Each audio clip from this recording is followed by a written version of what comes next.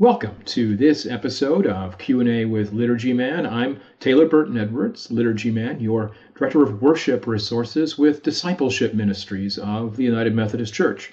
I am your apportionment dollars at work to help you strengthen worship and the understanding of worship where you are.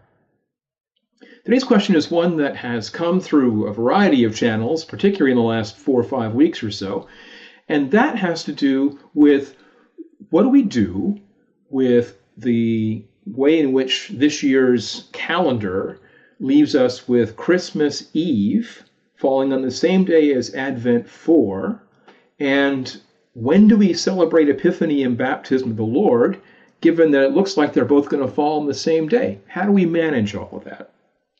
Well, at Discipleship Ministries, what we have decided to do is to strongly encourage congregations to celebrate Advent 4 in the morning, continuing with the Advent worship series that we've laid out. It actually runs from Advent all the way through Christmas season. And then in the evening on Christmas Eve, that's when you begin celebrating Christmas proper.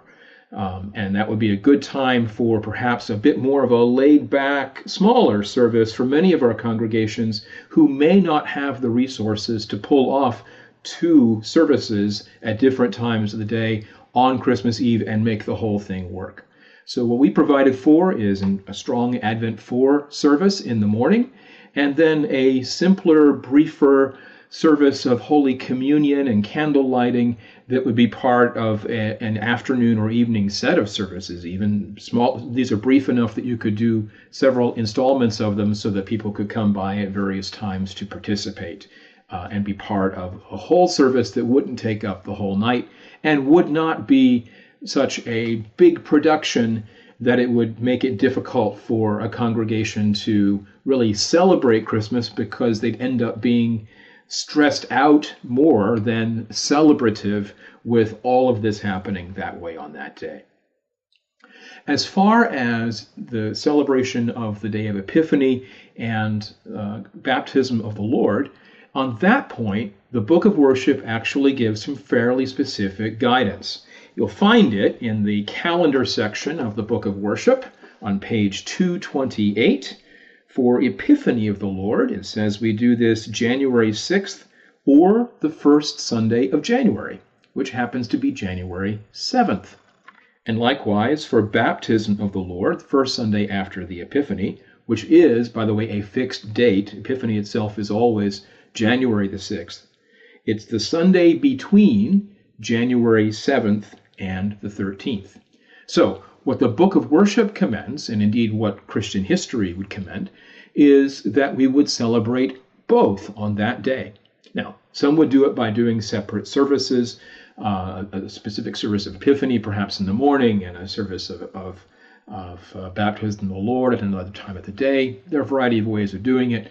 What we're providing for is that you would do both in the same service, which actually reunites the historic practice of that day, which had been bringing together both of those themes anyway. That is, both the coming of the wise men and the celebration of the appearance of Christ, as it were, to the Gentiles, and the baptism of Christ, which recognizes heaven in a way, giving witness to who Jesus is yet again. I'd also add that if you look at baptismal fonts, historic baptismal fonts, particularly in the Western Church, but you'll also find some of these in the Orthodox Church, a lot of these older fonts actually have images of the 3 wise men on them, which again points to the fact that the celebration of the birth of Christ was also coinciding with the story of the wise men and with the baptism of Christ. All these 3 things converging at the same time.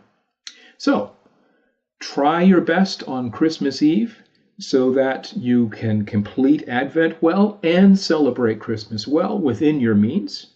And on the first Sunday in January, January 7th, try to celebrate both together. That's what most Christian churches in the world are likely to be doing that day.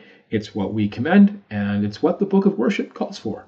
Hope this has been helpful. Remember, you can always contact me, worship at umcdiscipleship.org, through our UMC Worship Facebook group, or just drop a line on this page, and perhaps your question or comment will become the basis for a future episode of Q&A with Liturgy Man. May the peace of Christ be always with you.